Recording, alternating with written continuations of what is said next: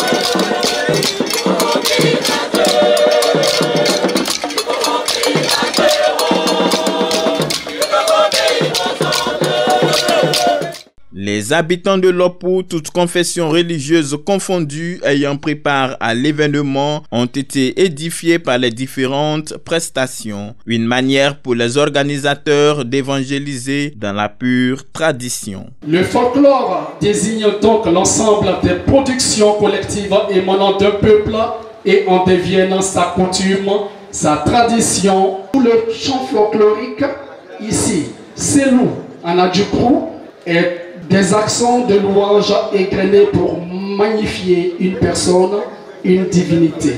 Le synode dans le district de Dabou est aussi une occasion de fête afin de rendre grâce à Dieu pour l'année écoulée et prendre d'importantes décisions pour l'année en cours.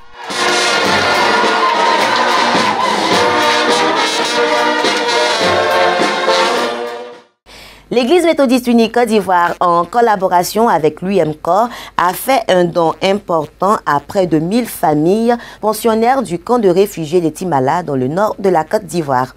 Ce don composé de kits alimentaires, scolaires et de produits ménagers est estimé à 20 millions de francs CFA. Emmanuel Abalé pour plus de détails. Ils ont abandonné leur maison, leur récolte du fait des attaques terroristes. Plus de 6000 personnes ont quitté le sud du Burkina Faso, marchant jusqu'en Côte d'Ivoire pour y trouver un refuge. À la lisière de la Côte d'Ivoire, c'est à 97 km du Burkina Faso, dans le centre de Timala, dans la sous-préfecture de Bouna, que ces demandeurs d'asile séjournent désormais. Aller au-delà de la proclamation de l'Évangile en posant des actes de solidarité est un impératif pour l'Église méthodiste unie Côte d'Ivoire, qui, à travers l'ONG de Siloé, s'est rendu le vendredi 12 janvier 2024 dans ce camp de réfugiés pour des actions humanitaires en offrant du matériel sanitaire et des kits scolaires. Nous avons réceptionné les kits scolaires, dont les cahiers 192 pages, 1000, les doubles lignes, 1000, paquets de craies, 1000, les gommes, 1000, crayons, 1000, 1016 cartables. Maintenant, pour les kits hygiéniques, nous avons réceptionné 1000 seaux, 1000 brosses, serviettes, 1000 serviettes, gants, 1008 gants, râteaux, 1000, manches de à bois, 1000, d'abats, 1014, bidons d'eau de javel 3 litres, 1000, bidons de savon liquide 4 litres, 1000. Ces kits scolaires et ces kits d'hygiène, estimés à une valeur de près de 20 millions de francs CFA, répondent à un besoin criard observé depuis plusieurs mois sur le site. Nous avons officiellement 988 familles. L'ensemble de la capacité du site est atteinte, mais les besoins de fournir des abris aux réfugiés existent parce qu'il y a beaucoup qui sont encore dans les communautés qui n'ont pas eu le privilège d'avoir un abri décent. Et nous sommes très heureux de compter l'Église méthodiste unie de Côte d'Ivoire au nombre des personnes, des hommes et des femmes qui ont la main sur le cœur et qui contribuent à apaiser les souffrances des personnes que les œuvres d'autres hommes ont contraints à quitter leur terre, leur maison pour se retrouver en situation de vulnérabilité. Une action qui transcrit la recommandation du Seigneur Jésus, extraite du livre de Matthieu, le chapitre 25, verset 36, qui dit « J'étais nu et vous m'avez vêtu ». Pour le directeur exécutif de l'ONG Le Réservoir de Siloé, c'est un appel pressant auquel il fallait répondre le plus rapidement possible.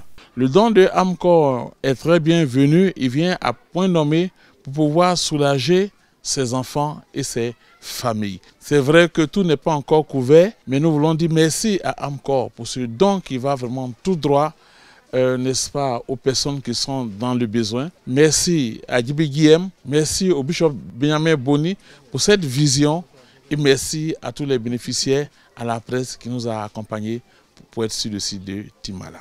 Créé en 2011 par l'Église méthodiste unie Côte d'Ivoire et paru dans le journal officiel de la République de Côte d'Ivoire numéro 71 du 11 décembre 2014, l'ONG Le Réservoir de Siloé est le point focal de l'UMCOR et elle est à sa 10e action humanitaire. L'ONG Le Réservoir de Siloé ne compte pas s'arrêter en si bon chemin. Parlons toujours action humanitaire, mais cette fois au Soudan, dans le nord-est de l'Afrique. Le premier responsable du Haut Commissariat des réfugiés, Filippo Grandi, a séjourné récemment dans ce pays. Un voyage qui lui a permis de rencontrer de nombreuses familles décimées par la guerre qui secoue cette nation depuis 10 mois maintenant. Filippo Grandi, haut commissaire des Nations Unies pour les réfugiés, a rencontré des familles déplacées au Soudan, déracinées de leur foyer par le conflit en cours dans le pays.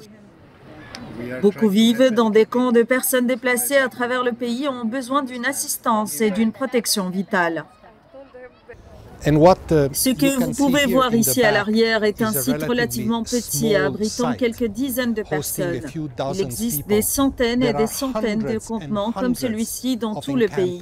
De nombreuses personnes déplacées vivent chez des parents ou des amis dans des logements surpeuplés. 10 mois après le début du conflit au Soudan, près de 8 millions de personnes ont été déplacées à la fois dans le pays et au-delà des frontières, vers les pays voisins. Grandi a appelé les belligérants à un cessez-le-feu immédiat et à un soutien supplémentaire de la communauté internationale. Il est important de réitérer notre appel en particulier aux chefs militaires ici au Soudan. Ils doivent reprendre les pourparlers de paix. Ils doivent revenir sur une voie de paix significative, en commençant au moins par un cessez-le-feu pour que les gens puissent rentrer chez eux. Il y a des millions de personnes ici qui ont été déplacées. En attendant, il est crucial de fournir une assistance de base à toutes les personnes touchées, aux réfugiés, aux déplacés et à ceux qui les accueillent, qui ont souvent très peu de ressources, et de travailler avec les autorités locales et les autorités fédérales pour soutenir ces personnes. L'Agence des Nations Unies pour les réfugiés a déclaré qu'elle avait besoin de 1,4 milliard de dollars supplémentaires pour venir en aide à près de 2,7 millions de personnes au Soudan. En Europe, au Royaume-Uni, les chrétiens prient pour le rétablissement du roi Charles III. Depuis le lundi 5 février, le roi du Royaume-Uni, Charles III, a annoncé qu'il était atteint d'un cancer et s'est retiré de ses fonctions. Une vague de prières se lève vers le ciel pour le rétablissement du monarque. Gavin Calver, directeur de l'Alliance évangélique du Royaume-Uni, invite les siens à avoir des pensées pieuses pour le roi et toutes les personnes qui prennent soin de lui. Il faut noter que de nombreuses dénominations embrassent cet élan de prière, comme Mike Royal, le secrétaire général de Church Together Angleterre, un organisme œcuménique national. Il exhorte tous ses membres à prier pour que Sa Majesté se rétablisse complètement et rapidement, et pour que, évidemment, la famille royale soit davantage renforcée en ce moment. Et puis, une note de science dans cette édition, les responsables de la NASA annoncent une éclipse solaire totale qui sera visible en avril 2024 en Amérique du Nord. Le 8 avril prochain, un phénomène naturel et spectaculaire se produira dans le ciel de l'Amérique du Nord. Il s'agit d'une éclipse solaire totale où la Lune s'alignera parfaitement à la Terre et au Soleil. La prochaine éclipse se déroulera dans 20 ans. Elle traversera une grande partie des États-Unis, mais elle ne touchera pas les mêmes endroits. Il faut entre 400 et 1000 ans pour que la prochaine éclipse solaire totale se produise au même endroit. Donc si vous vous trouvez à l'endroit où elle a lieu, regardez-la maintenant ou essayez de vous y rendre pour la regarder, car vous ne la verrez probablement plus. Certaines régions du Canada, des États-Unis et du Mexique seront brièvement plongées dans l'obscurité pendant plus de 4 minutes. Du sport dans cette édition, les finalistes de la 34e édition de la CAN 2023 sont connus. Après s'être imposés face aux Léopards de la République démocratique du Congo, les éléphants de Côte d'Ivoire obtiennent leur ticket pour la finale tant rêvée. Ils rejoignent ainsi les Super Eagles du Nigeria qui se sont qualifiés face à l'Afrique du Sud. La finale aura lieu le dimanche 11 février 2024 au stade Alassane Ouattara d'Ebimpe. Mais avant, la petite finale du samedi 10 février mettra en scène l'Afrique du Sud et le Congo pour déterminer le 3e de cette édition de la CAN 2023 en terre ivoirienne. La rencontre aura lieu au stade Félix Houphouët-Boigny sous le coup de 20 h. Et c'est la fin de ce journal. Merci de votre aimable attention. Notons que l'Église méthodiste unie Côte d'Ivoire célébrera le 39e anniversaire de l'autonomie de l'Église ce dimanche 11 février. Que la fête soit belle dans toutes les églises locales de l'Église méthodiste unie Côte d'Ivoire. Bonne suite de programmes sur Espérance TV. Dieu vous bénisse.